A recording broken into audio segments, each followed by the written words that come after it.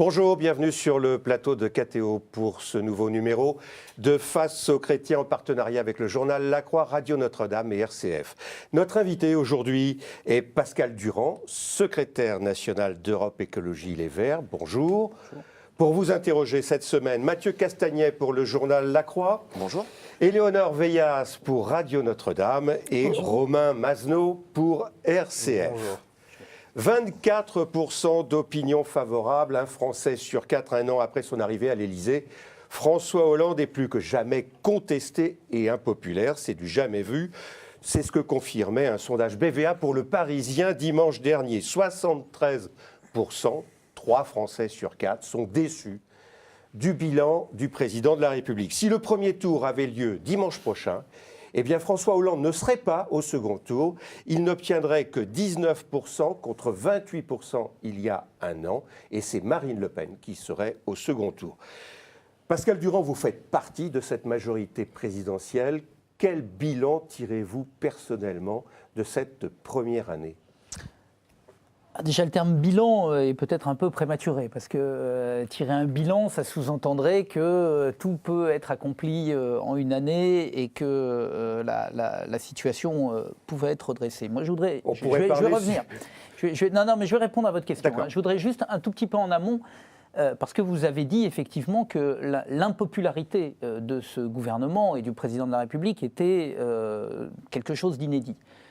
J'ajouterais que la contrepartie de ça, c'est qu'on vit une crise qui est également inédite et que jamais la France n'a été dans la situation qui est la celle actuellement qu'elle connaît. Et au-delà, évidemment, l'Europe. Nous avons, selon les chiffres que nous prenons, près de 5 millions de chômeurs en France. On en a au-delà de 26 millions dans l'Union européenne. 50% de chômage chez les jeunes de moins de 25 ans en Espagne, 27% chez nous. 150 000 gamins qui sortent tous les ans de notre système scolaire sans être formés ni en capacité d'intégrer la société.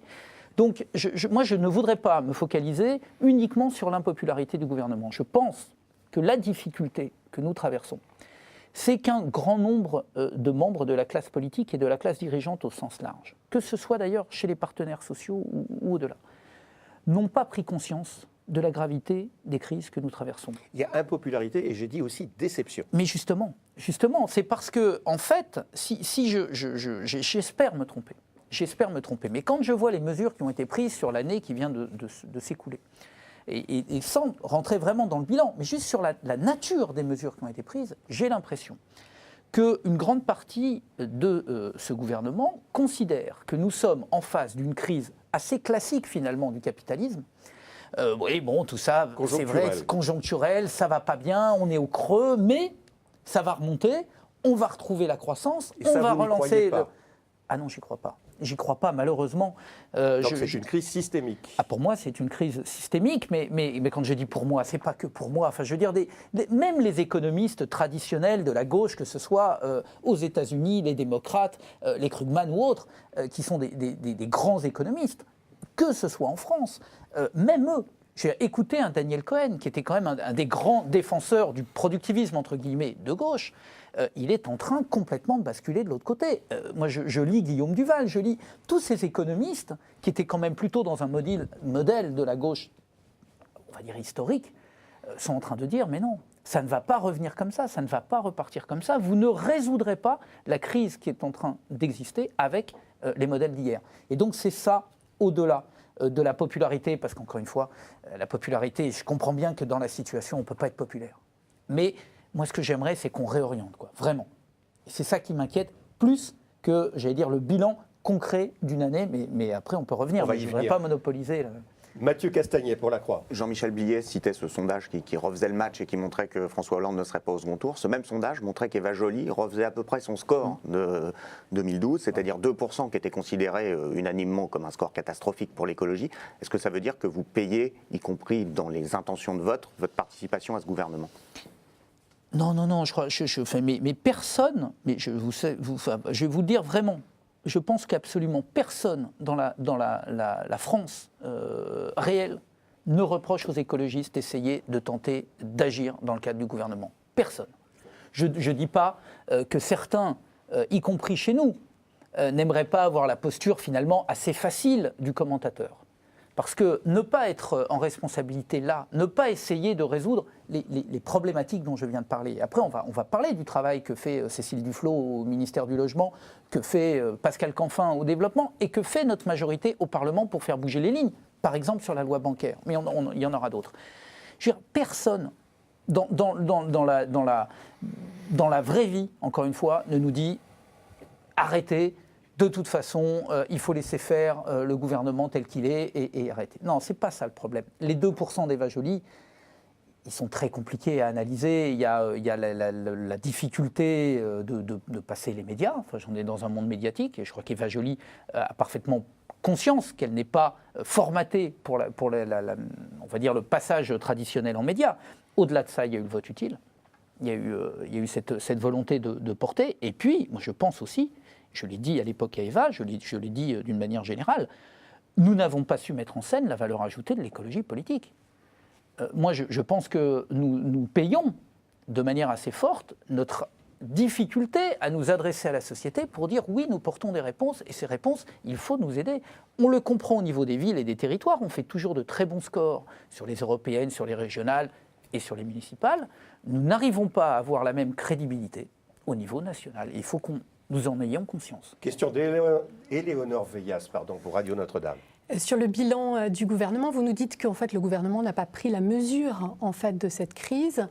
Jean-Vincent Placé, le chef de file des sénateurs écologistes, lui dit que le gouvernement va carrément dans le mur en parlant d'un virage social-libéral. Vous partagez ce point de vue ? Alors, et il ajoute, excusez-moi Éléonore, il ajoute, c'est le rôle des Verts d'éviter qu'il aille dans le mur. C'est exact. Moi, je n'ai pas la prétention de croire que les Verts, je ne dis pas que Jean-Vincent là, hein, mais je n'ai pas la prétention de croire que les Verts ou les écologistes, à eux seuls, vont pouvoir modifier la trajectoire du paquebot France. C'est évident. Nous l'avons dit, il a utilisé le terme de « il faut freiner ». Moi, j'aurais tendance, parce que je sais qu'un paquebot lancé, c'est difficile et très long de l'arrêter. En revanche, parfois, avec un tout petit peu de talent quand on est aux commandes, on arrive à faire se déplacer un peu le paquebot. Et c'est plus facile parfois de le faire prendre un autre cap que d'essayer de le faire arrêter. Et machine arrière. Moi, ce que je partage, hein, l'opinion de Jean-Vincent, et d'autres écologistes, mais au-delà, hein, encore une fois, des écologistes, ce fait qu'il faut faire bouger. J'aime pas les termes de social-libéral, tout ça, ça me rappelle trop, social-traître, enfin tout ça, c'est des mots. Moi, c'est pas les mots, la qualification, j'ai pas besoin de rentrer dans une case.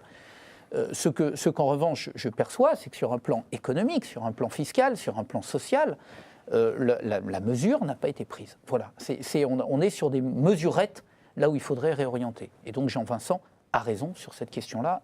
Il n'y a pas d'ambiguïté sur notre accord.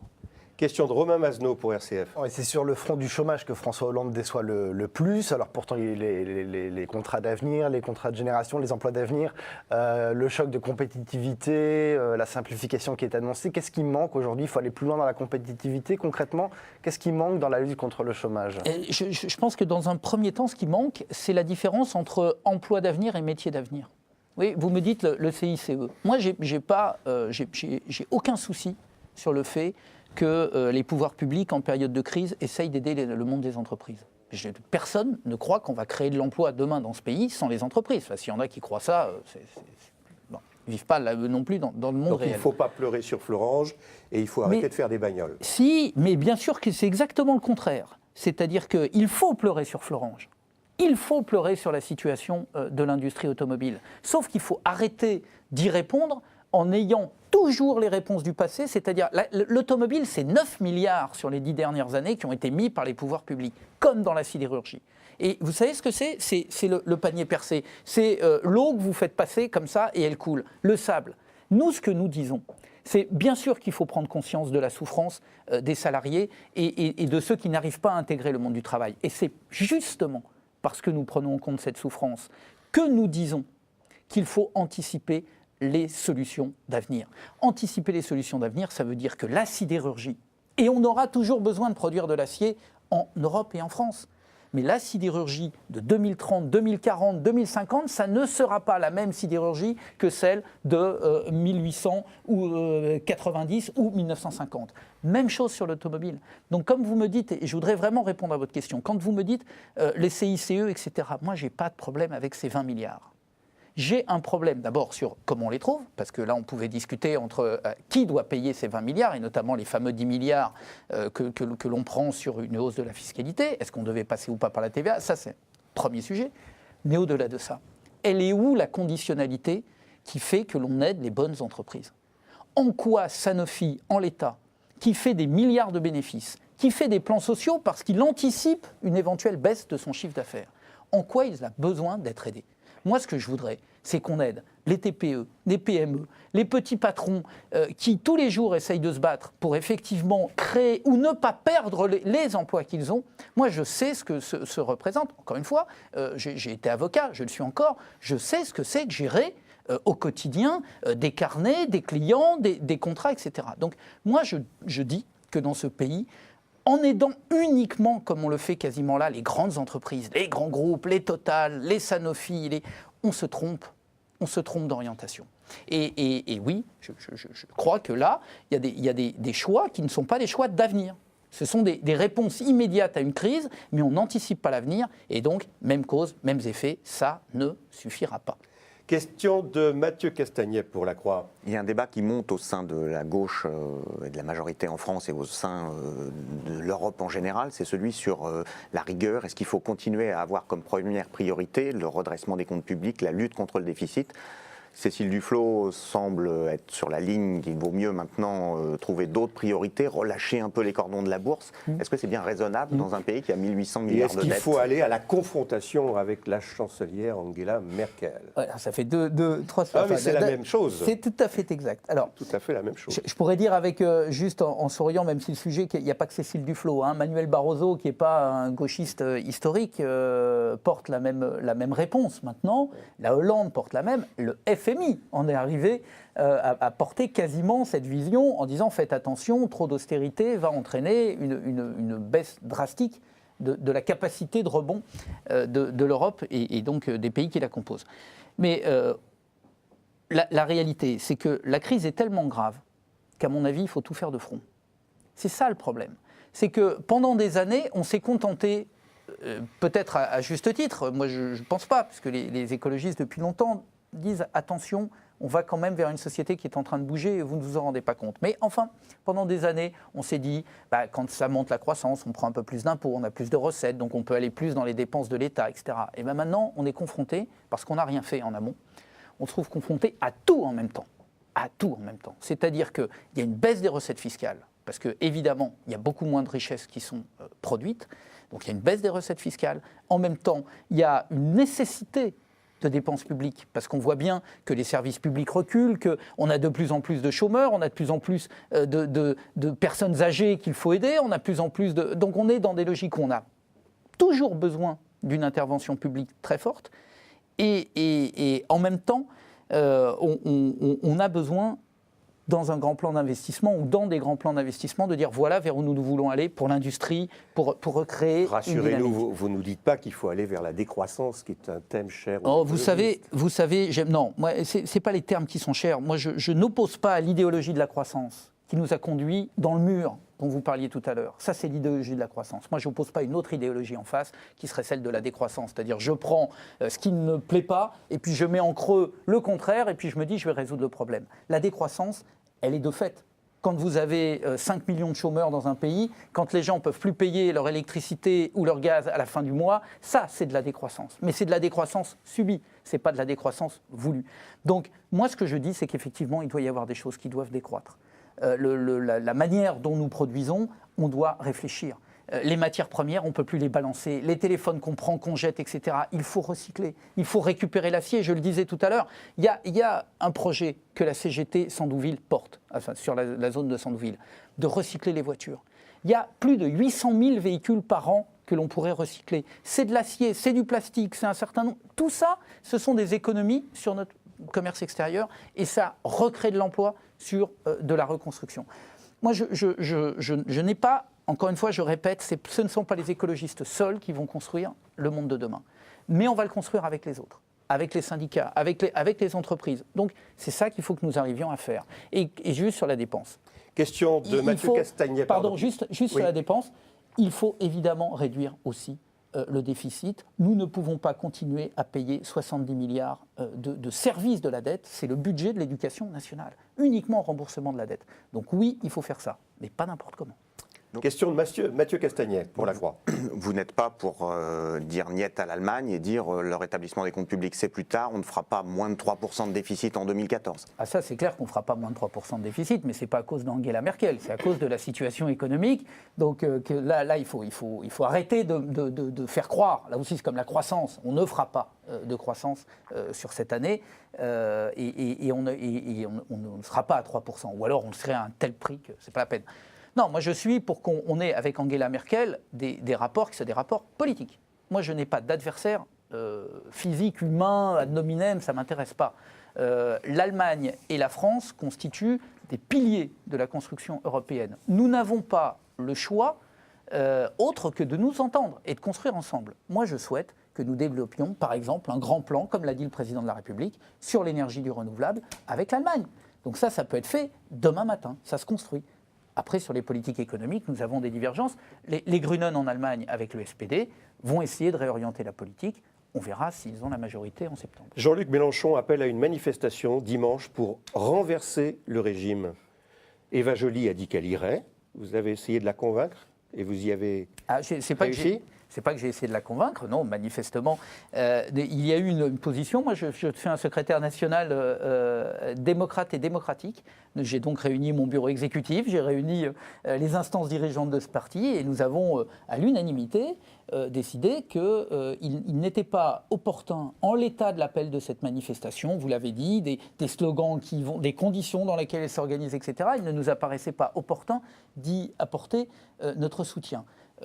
Après, Eva Joly se met, j'allais dire, dans une démarche individuelle. On a malheureusement l'habitude, chez les écologistes, de quelques personnalités qui parfois prennent leur autonomie.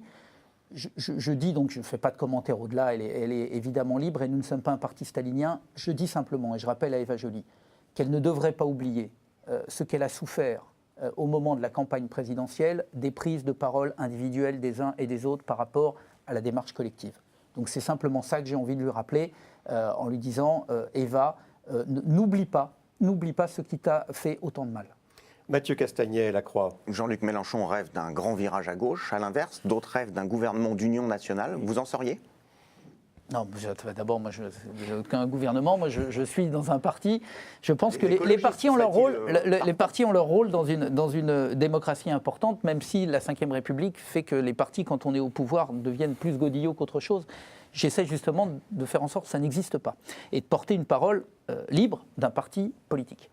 Moi, je crois que l'Union nationale est un gadget. Mais c'est un gadget dans la réponse, parce qu'on voit bien qu'il y a des choix. La politique, c'est avoir le courage de faire des choix et de les porter. Et qu'en l'état de l'Union nationale, ça serait une paralysie, on l'a vu en Italie, ça ne marche pas. Mais je n'oublie pas quand même qu'il y a une réalité qui se place derrière cette réponse des Français.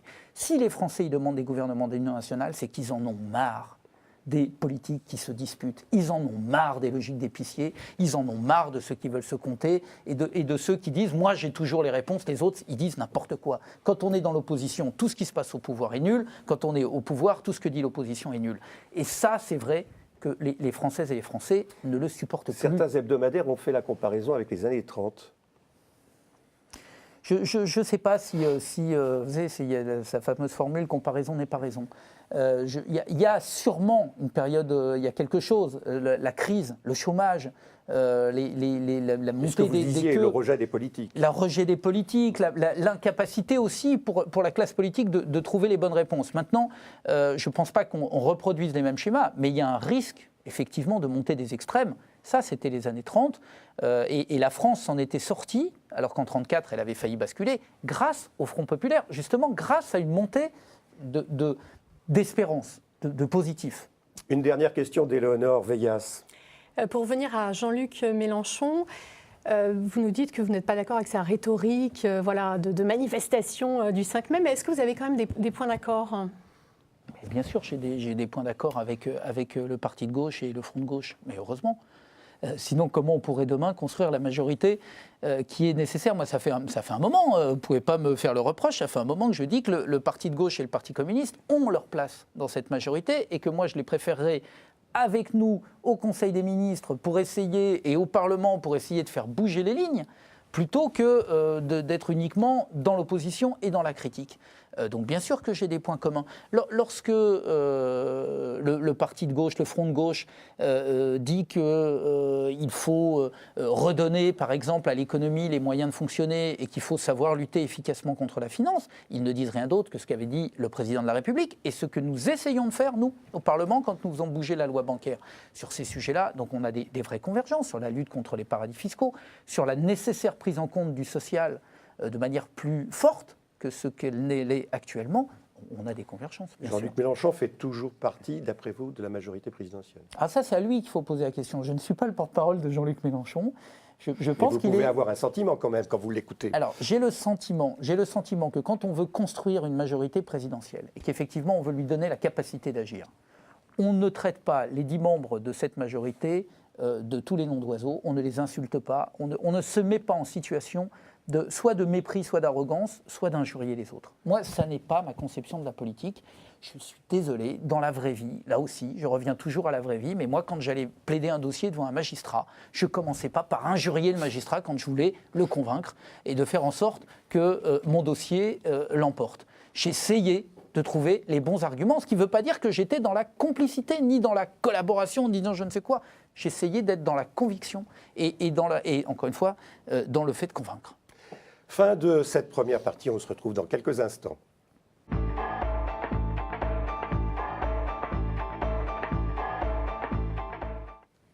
Retour sur le plateau de KTO pour ce nouveau numéro de Face aux chrétiens. Notre invité cette semaine est Pascal Durand, secrétaire national des Verts. Pour vous interroger, Pascal Durand, Mathieu Castagnet pour le journal La Croix, Romain Mazenot pour RCF et Éléonore Veillas pour Radio Notre-Dame qui vous pose la première question. Alors, nous parlions dans la première partie de la manifestation de Jean-Luc Mélenchon dimanche prochain. Mais dimanche prochain, il y aura une autre manifestation, celle des opposants au mariage pour tous, avant la grande manifestation du 26 mai. Alors qu'on soit pour ou contre cette loi Taubira, on ne peut pas nier que les manifestations, voilà, elles ont été, des opposants au mariage pour tous, ont été quand même une réussite en termes de nombre de participants. Et un certain nombre de politologues s'accordent d'ailleurs pour dire qu'il correspond à un mouvement sociétal profond. Vous, comment vous comprenez justement ce mouvement ? Si vous êtes en train de me dire qu'il y a dans la société française une partie réactionnaire, conservatrice, qui a vocation à s'opposer de manière assez forte aux réformes sociétales, je vous le confirme. Je veux dire, mais on l'avait vu sur d'autres sujets, on l'avait vu à l'époque du Pacs, on l'avait vu aussi avec la courageuse loi que Simone Veil avait défendue sur l'interruption volontaire de grossesse. On sait très bien que ce sont des sujets qui divisent. Ce sont des sujets qui divisent parce qu'ils touchent un peu à l'intime. Et donc, moi, je respecte les convictions des unes et des autres. J'ai pas de problème avec le fait que des gens soient opposés au mariage homosexuel et dans leur propre chair ou dans leurs convictions religieuses. Tout ça, je le comprends. Maintenant, je suis un démocrate. Je suis pour que la démocratie représentative fasse son travail. C'était une promesse du président de la République. Vous savez que le mariage pour tous était une revendication très forte des écologistes depuis très longtemps. Donc moi, je suis très heureux que cette loi soit passée. Je regrette les conditions, effectivement, dans lesquelles elle a été mise en œuvre, notamment par des débordements. On sait très bien, là je ne fais pas de procès aux organisateurs de la manifestation, parce que je sais que c'est compliqué d'arriver à gérer quand il y a des centaines de milliers de personnes dans la rue. Maintenant, je pense que des paroles ont été prononcées qui n'auraient pas dû l'être. Voilà, je pense qu'on a libéré la parole de manière trop forte.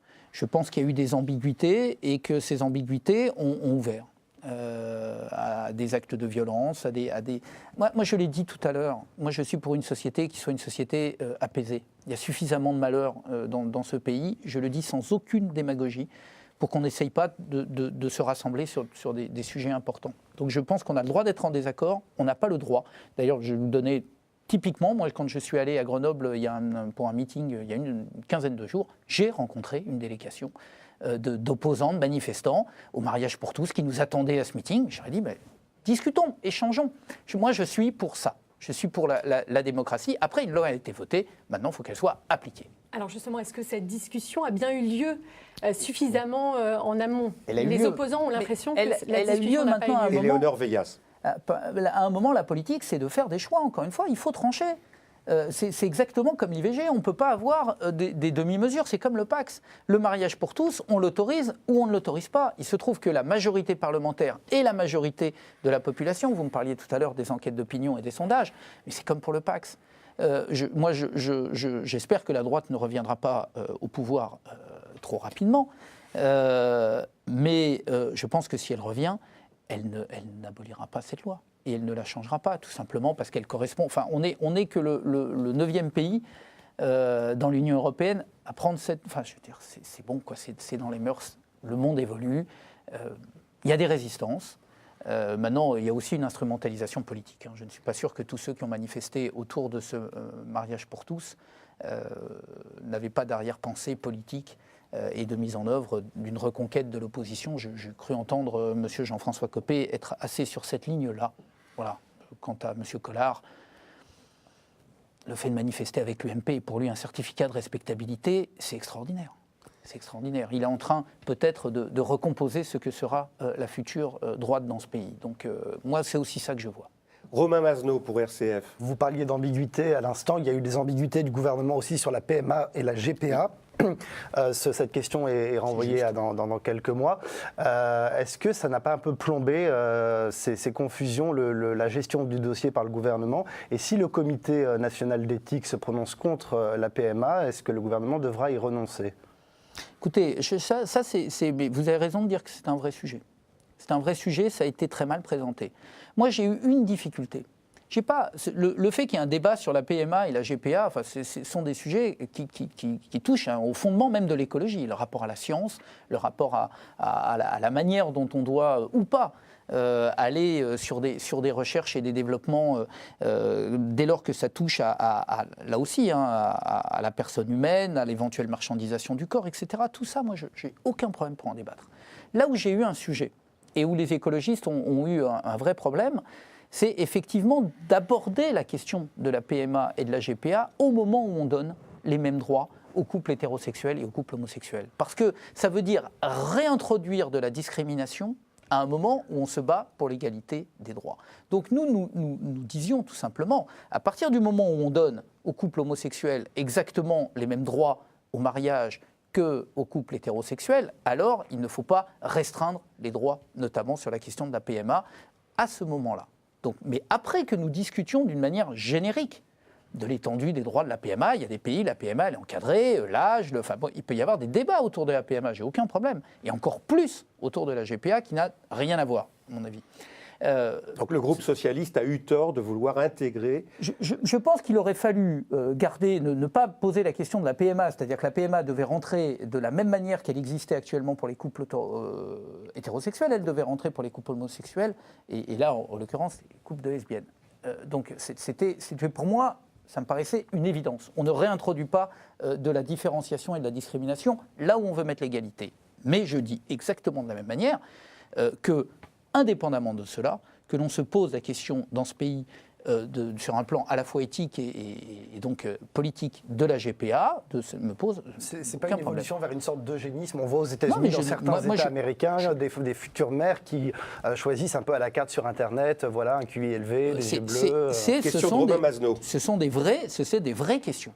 Encore une fois, je pense qu'aucun écologiste peut regarder ça de manière détachée. Aucun. Toutes ces questions-là sont des questions qui touchent au cœur du vivant. Pour moi, il n'y a pas d'écologie en dehors de la question du vivant. Donc nous devons nous poser ces questions-là. Les limites de la science, c'est Rabelais, hein. Science sans conscience n'est que ruine de l'âme. Donc, et ce n'était pas un écologiste, mais je veux dire par là que c'est inhérent à la pensée humaine et à la conscience. Nous devons réfléchir à ce que nous faisons et pourquoi nous le faisons. Donc oui, il faut réfléchir à ces questions-là. Je répète qu'encore une fois, là où on a un problème, c'est que ça existe. Et donc, il faut toujours faire attention. C'est un peu comme l'adoption des enfants par les couples homosexuels. Tout ça, c'est une réalité. Après, la loi peut faire de la résistance par rapport à ça, ou au contraire, essayer de faire en sorte que ça soit encadré, que ça fonctionne et que ça marche bien, dans l'intérêt notamment des enfants. Là, la GPA, on arrive peut-être dans une situation qui est un peu la même que celle de l'IVG il y a des années, c'est que les riches s'octroient un certain nombre de droits qui sont refusés aux catégories socialement défavorisées. Donc ça aussi, c'est une injustice, donc il faut travailler tout ça. Mais en tout cas, il faut le faire sans a priori d'exclusion des uns ou des autres. Alors, tout doit être débattu. Changeons de sujet, si vous voulez bien. Question de Mathieu Castagnet. Oui, alors vous êtes avocat, vous nous l'avez rappelé. Claude Guéant aussi est devenu avocat et il a vendu visiblement à un collègue avocat 2 tableaux pour des sommes de 500 000 euros. Qu'est-ce que vous inspire cette révélation Chacun a sa part d'ombre. Au moment où le débat sur la nécessaire transparence ou l'exigence de transparence des politiques monte, vous-même d'ailleurs, et la plupart des dirigeants écologistes avaient publié votre patrimoine. Est-ce que vous estimez qu'il y a d'abord un problème avec Claude Guéant et puis peut-être plus généralement un problème de mélange des genres avec beaucoup d'avocats en politique? Alors, ce sont 2 questions différentes, mais qui à la fin vont se rejoindre, qui est celle de la définition de l'intérêt général et des gens qui se considèrent au-delà des lois. Le fait que, au moment où Claude Guéant est visé par une enquête de police sur un financement occulte de la campagne de Nicolas Sarkozy, présumé, je dis bien présumé puisqu'il y a enquête, en 2007. La police vient chez lui, la première chose qu'elle découvre, il ouvre la porte, il regarde les comptes, crac, 500 000 euros qui arrivent comme ça de nulle part d'un compte de l'étranger, en 2007. Mais je suis sûr qu'on peut rentrer chez nous, je pense qu'il y en a assez peu d'entre nous, sur lesquels on va trouver 500 000 euros comme ça qui arrivent sur un compte. On va dire, ah non, mais j'ai vendu 2 tableaux. Vous avez vendu 2 tableaux? Vous vendez 500 000 euros comme ça, déjà, ça prouve qu'on n'est pas dans le monde de la réalité. Oui, j'ai bien effacé.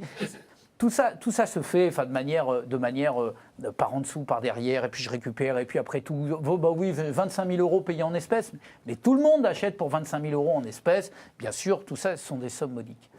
Je pense que lorsque M. Guéant, ça va être le même problème que M. Cahuzac, lorsque M. Guéant ose dire sur une radio qu'il ne sait même pas ce que c'est que blanchir de l'argent, quelqu'un qui a été directeur de cabinet du ministre des Finances, directeur du cabinet du ministre de l'Intérieur, chef de la sûreté de la police nationale, ministre de l'Intérieur, qui ose se foutre, mais il n'y a pas d'autre mot, il se fout de nous, lorsqu'il ose dire devant 65 millions de personnes, mais moi je ne sais pas ce que c'est que blanchir de l'argent.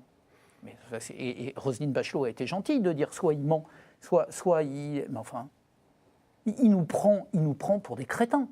Donc c'est dangereux. C'est dangereux parce que Claude Guéant faisait partie de cette classe politique arrogante qui venait en permanence donner des leçons sur tout.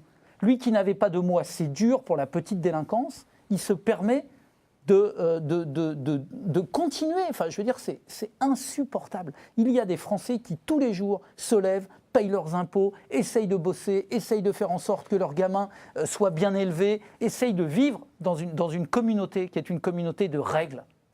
Et il y en a d'autres qui s'estiment totalement affranchis de ça. Donc il y a vraiment deux France. La France des élites, et j'aime pas le terme oligarchie, mais sauf qu'à force de ça, on rentre là-dedans.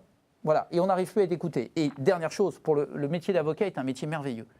Et le métier d'avocat est un métier qui, depuis des siècles, défend une vision de la justice, de la démocratie. C'est un des piliers majeurs. Dans tous les pays, les dictatures commencent par attaquer les avocats et le barreau. Je ne souhaiterais pas, et je commence à en avoir assez, que le barreau, notamment le barreau de Paris, serve de lieu de recyclage aux vieux politiques en mal de carnet d'adresses à vendre. Ça n'est pas la fonction des avocats, ça n'est pas la fonction du barreau de Paris. Et moi je dis, il faut arrêter cela. Il y en a marre.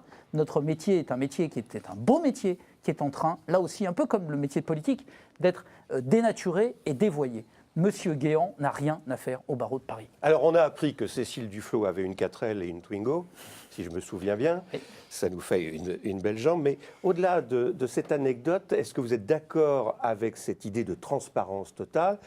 Votre collègue Noël Mamère dénonce un risque de totalitarisme dans cette affaire. Oui, vous savez, j'ai le souvenir au lycée, c'était la maison de verre de Brecht. Et j'avais d'ailleurs eu un débat là-dessus. On disait, est-ce qu'il faut que tout... Non, Moi, je ne crois pas que la politique, c'est le loft. Donc, bien sûr qu'il faut qu'on garde la part de vie privée, de confidentialité, etc. Maintenant, et je l'ai dit également à Claude Barthelone, on est allé tellement loin. Et on revient à la question précédente, c'est-à-dire qu'il y a un tel discrédit par rapport à la classe politique qu'à un moment, il faut que on est obligé de démontrer que les politiques ne s'enrichissent pas dans leur mandat. On ne va pas ajouter encore un sondage, mais il y a 77% des Français qui considèrent que les politiques sont corrompus. Exactement, alors que c'est absolument pas vrai. Moi, franchement, je suis rentré en politique très très tard, et par choix, et pour y avoir accompagné Nicolas Hulot, et très bien, donc je ne suis pas issu de ce milieu-là, mais je peux en témoigner. La classe politique dans l'essentiel, que ce soit dans les villes, dans les territoires, etc., ce sont des gens qui font ça en plus, qui sacrifient souvent leur famille. Enfin, ils ne font pas ça pour s'enrichir, ils font ça dans l'intérêt général. Ça, c'est la réalité. Sauf qu'il y a quelques personnes qui, effectivement, dénaturent cela. Et entre l'opacité qui régnait jusqu'à présent et la transparence, là, je préfère la transparence. Je pense que là aussi, le discrédit, la crise est trop forte. Il faut être transparent. Maintenant, il faut faire attention à ne pas aller non plus n'importe où. Éléonore Veillas.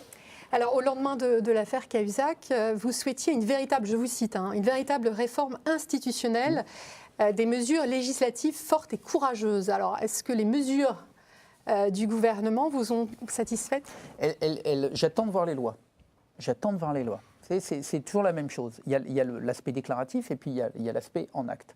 J'avais dit à l'époque de l'affaire Cahuzac, je l'avais dit en amont d'ailleurs, je n'avais pas attendu d'hurler avec les loups, moi j'avais dit qu'il y avait conflit d'intérêts dans l'affaire Cahuzac, notamment par la mise en œuvre d'une enquête administrative en parallèle de la justice.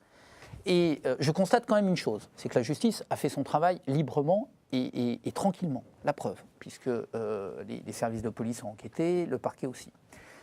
Donc ça, c'est une bonne nouvelle. C'est une bonne nouvelle pour la démocratie. Cette majorité n'est pas intervenue pour protéger Jérôme Cahuzac dans le cadre d'une enquête. Je ne suis pas sûr que dans le passé, c'eût été le cas. Après, j'ai dit aussi que Cahuzac, ce n'est pas l'affaire d'un homme. Il y aura toujours des fraudeurs, il y aura toujours des gens qui essayent de truander, de voler. Enfin, j'espère qu'il y en aura le moins possible dans la classe politique, bien sûr, puisqu'ils sont en charge des choses publiques. Mais il y aura toujours. La seule chose, c'est que c'était quoi le problème de Cahuzac ? C'est un compte en Suisse.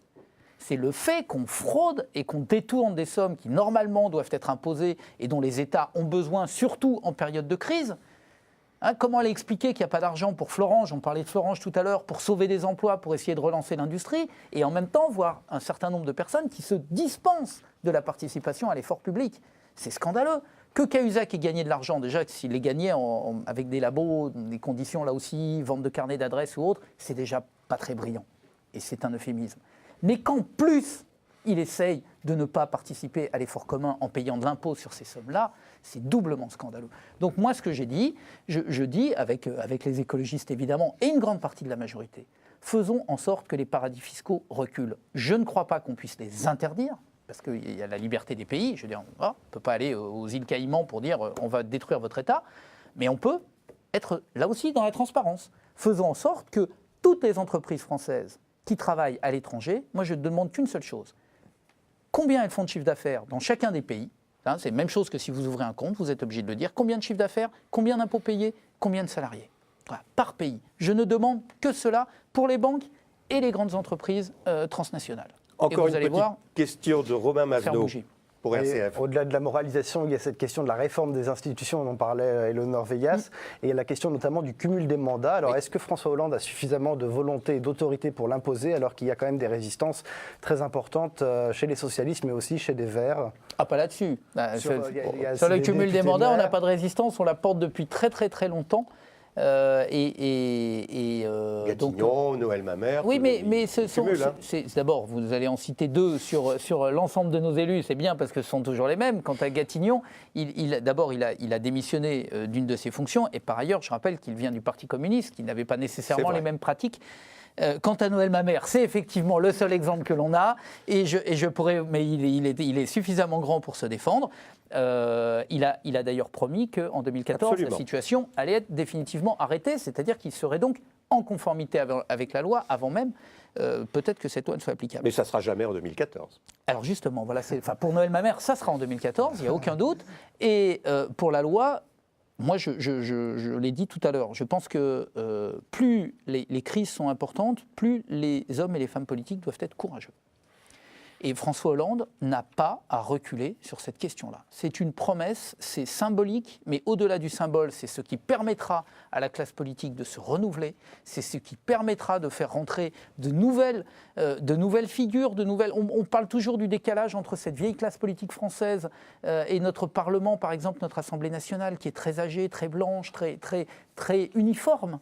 Il faut faire bouger. Les élections municipales de 2014, évidemment, on sera l'une des marques fortes. Il faut que François Hollande ait le courage d'affronter ses propres baronnies. Enfin, c'est quand même pas à quelques barons socialistes, alors que tous les Français disent oui, il faut aller vers le non-cumul, que toute la majorité dit qu'il faut aller vers le non-cumul, que Martine Aubry en avait même fait un des points quand elle était à la tête du Parti socialiste, rappelé par Harlem Désir.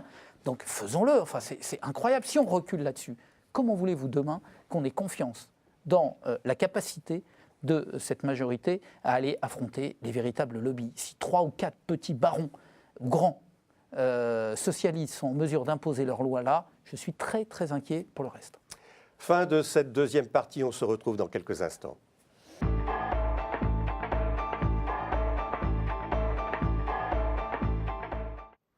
Retour sur le plateau de KTO pour ce nouveau numéro de Face aux Chrétiens. Notre invité cette semaine est Pascal Durand, secrétaire national d'Europe Écologie Les Verts. Pour vous interroger, Mathieu Castagnet pour le journal La Croix, Éléonore Veillas pour Radio Notre-Dame et Romain Mazenot pour RCF qui vous pose la première question. Alors le bonus-malus sur la facture d'énergie a été retoqué par le Conseil constitutionnel. C'est en gros de faire payer l'électricité et le gaz de plus en plus cher au fur et à mesure que la consommation augmente. Les sages ont estimé que c'était contraire au principe d'égalité, notamment parce que ça concernait uniquement les particuliers et pas les entreprises. Delphine Batho a promis d'y revenir en octobre, je crois, lors du débat sur la transition énergétique. Vous lui faites confiance? Vous pensez que le dispositif peut revenir? J'espère. Enfin, vous voyez où on en est? On en est à un ministre dit ça va revenir, et est-ce que vous lui faites confiance? C'est vous dire le crédit qu'on donne maintenant à la parole publique. C'est un mauvais signal, en tout cas, cette censure du Conseil constitutionnel. Moi, je prends acte d'une décision du Conseil constitutionnel. C'est jamais agréable de voir une loi dont on considère... On avait à l'époque dit que cette loi n'était pas merveilleuse pour un certain nombre de raisons. Elle est très compliquée, bon, on l'avait dit. Ça n'empêche qu'elle envoie un signal qui est un signal important. Là aussi, en période de crise, quand un certain nombre de gens n'ont plus la capacité de payer leur facture énergétique à la fin du mois, parce qu'ils vivent dans des vraies passoires énergétiques, parce qu'on leur a mis de l'électricité avec des radiateurs qui tiennent plus du grille-pain que d'un vrai chauffage, qui consomment énormément, etc., parce que ça a été subventionné, voulu. Donc je dis que ça n'est pas un bon signal. Il faut effectivement aller vers une facturation progressive. Mais on peut jouer peut-être plus sur l'abonnement. Sauf que ça veut dire aussi qu'il faut discuter avec EDF différemment. On a une part de l'abonnement qui est très importante. Il faut supprimer l'abonnement. En tout cas, moi, je pense que ça fait partie des éléments dont nous devons débattre. Ce dont nous ne devons pas débattre, c'est qu'en l'état, dans ce pays, plus vous consommez, moins vous payez. C'est toujours la prime aux riches. Donc, plus vous avez d'argent, plus vous dépensez et moins, in fine, ça vous coûte cher. C'est pas normal. Donc nous disons, essayons de faire payer le juste prix à l'énergie et de l'énergie, mais faisons en sorte que les populations les plus défavorisées soient privilégiées justement sur le montant de leur facture. Alors, on peut faire du social et de l'écologique en même temps. On va aller un peu plus vite parce qu'on arrive au terme de cette émission. Question de Mathieu Castagnet, La Croix. Est-ce que l'introduction d'une fiscalité écologique en 2014, notamment une taxation du gazole, est-ce que s'il n'y a pas ça, les écologistes considèrent que c'est un casus belli? Ce qui sera un casus belli, c'est qu'on n'intègre pas le fait que la fiscalité est l'un des leviers les plus socialement acceptables pour faire bouger les lignes.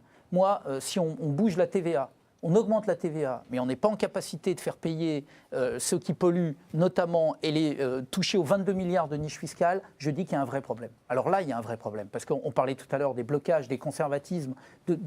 Si on bloque tous ceux qui ne veulent que rien ne change dans ce pays et qu'on ne fait pas bouger les lignes, alors effectivement, il y aura un vrai problème. Oui, on a besoin d'une fiscalité écologique, mais à la place de, pas simplement en plus. Il y en a marre du millefeuille, et je comprends, moi j'entends les Françaises et les Français quand ils disent on ne peut pas non plus être tout le temps dans une logique de plus d'impôts. Eh bien, faisons mieux. Faisons différemment et essayons de faire en sorte que la fiscalité écologique rentre dans ce pays. On est au plus mauvais rang, quasiment l'avant-dernier en termes de fiscalité écologique de l'Union européenne. Alors restons dans l'écologie. Laurence Parisot est revenue à la charge sur les gaz de schiste. Elle dit que passer à côté de cette manne serait une erreur dramatique. C'est bien que Mme Parisot soit la porte-parole de ce qu'il y a de plus conservateur et de plus traditionnel, je dirais même de plus réactionnaire dans ce pays, ne m'étonne pas. C'est toujours les mêmes délires. C'est-à-dire qu'on arrive, il ne faut pas passer à côté du gaz de schiste, du pétrole, etc. Ce sont les mêmes qui vont quand même aller financer quelques colloques sur le climat avec 3 ours blancs et 2 pingouins en disant « Ah, mais c'est terrible la montée des eaux et la baisse de la banquise ». Donc qu'ils arrêtent là aussi de se moquer de nous. Il n'y a pas de capacité pour le moment en France à exploiter le gaz de schiste. Il ferait mieux de mettre leur énergie au sens noble et leur imagination au service de comment je développe une industrie dans ce pays. J'aimerais qu'ils nous parlent un peu moins du gaz de schiste, un peu moins des problèmes de coûts salariaux et un peu plus de leur capacité à anticiper le monde de demain. Si notre patronat voulait bouger, ça me ferait plaisir. Voilà, donc gaz de schiste et Parisot, on va la laisser là où elle est. Alors, on n'a pas parlé de l'ANI, l'accord national interprofessionnel.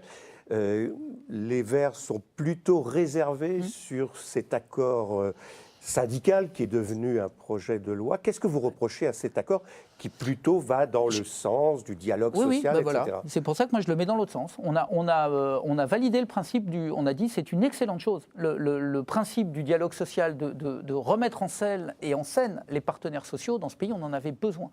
Ils ont été méprisés pendant des années. Donc nous, on a défendu le principe du dialogue social et nous avons, simplement dit qu'en l'état de la crise, cet accord nous apparaissait mais pas simplement à nous, hein, il y a beaucoup de syndicats, on a rencontré tous les syndicats, on a discuté avec tout le monde et il apparaissait quand même qu'il y avait quelques déséquilibres. Donc à partir du moment où ça passe devant le législateur, il fait son boulot. Il essaye aussi de faire en sorte, vous savez, je le disais tout à l'heure, hein, Lacordaire disait qu'entre le fort et le faible, c'est la loi qui libère et la liberté qui opprime. Donc parfois, il faut savoir que le législateur intervienne un peu pour rééquilibrer. Voilà, c'est ce que nous avons dit sur l'ANI. On a déposé des amendements, certains ont été retenus, pas suffisamment. Donc on n'a pas du tout voté contre, mais simplement on a dit, bon, là, on préfère ne pas voter pour. Votre collègue Jean-Vincent Placé a appelé à la désobéissance civile des députés à propos de la proposition de loi sur l'amnistie des faits commis dans les conflits sociaux. Eh bien, vous savez quoi, moi je les appelle plutôt, c'est dans la même logique, hein, mais moi je les appelle à l'obéissance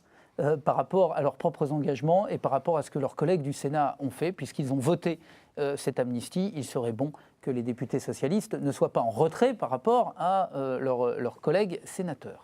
Une fois de plus, le gouvernement, le chef de l'État sont incohérents dans cette affaire. C'est pas bien. Ce qui s'est passé là, c'est pas bien. On a devant le Sénat une ministre de la Justice qui ne s'oppose pas à cette loi. Cette loi, on parlait avec le dialogue social. C'est de l'apaisement social. Moi, je ne défends pas du tout les violences. Je dis simplement que ces violences, elles ont été aussi les conséquences d'une situation qui était mauvaise. Sortons de cette situation, faisons en sorte que, effectivement, la paix sociale revienne. C'est une mesure de paix sociale. Voilà, il faut savoir aussi à un moment pardonner, passer à autre chose.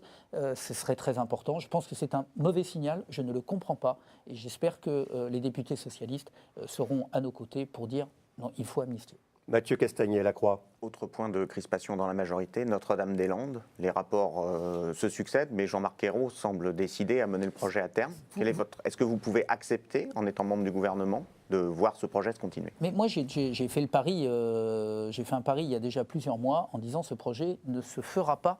Non pas parce que, mais tout simplement parce qu'on ne peut pas le faire. D'ailleurs, les enquêtes le démontrent. On n'a pas les compensations sur les terres agricoles, on a un problème sur l'eau, on a un problème sur donc je ne vais pas entrer, moi, dans la polémique. Je dis que des commissions travaillent. On avait souhaité, vous en souvenez, c'est nous qui avions demandé des médiateurs et une commission du dialogue. Donc moi, je ne souhaite vaincre ni humilier personne. Je persiste à dire que ce projet ne se fera pas. Laissons le temps aux études. Il sera démontré que c'est un projet qui n'est plus viable actuellement, ni économiquement, ni environnementalement. Les Verts sont très en pointe sur l'obsolescence programmée. Oui, les écolos, d'une manière générale, depuis très longtemps. Le gouvernement fait de l'obsolescence programmée. Et ce sera votre conclusion? Non, je ne sais pas si le gouvernement fait de l'obsolescence. Je sais que Benoît Hamon porte une loi là-dessus. Non, je pense que le gouvernement maintenant, et je le dis sans sourire, il ne s'agit plus. L'obsolescence programmée, c'est d'essayer de lutter contre le fait que tout disparaisse au fur et à mesure et d'essayer de recycler. Là, je pense qu'il faudrait. Et que ça ne soit pas réparable. Voilà, mais moi je pense qu'il faut passer à autre chose en ce qui concerne le gouvernement. Vraiment, maintenant, il faut sortir des vieilles recettes, du vieux monde. Il faut s'ouvrir et il faut être imaginatif et courageux. Merci Pascal Durand, secrétaire national d'Europe Écologie Les Verts, qui était notre invité cette semaine. Fin de ce Face aux chrétiens. La semaine prochaine, pas d'émission, car nous serons le 9 mai, le jour de l'Ascension. Et on se retrouve donc dans 2 semaines, le jeudi 16 mai. D'ici là, soyez heureux.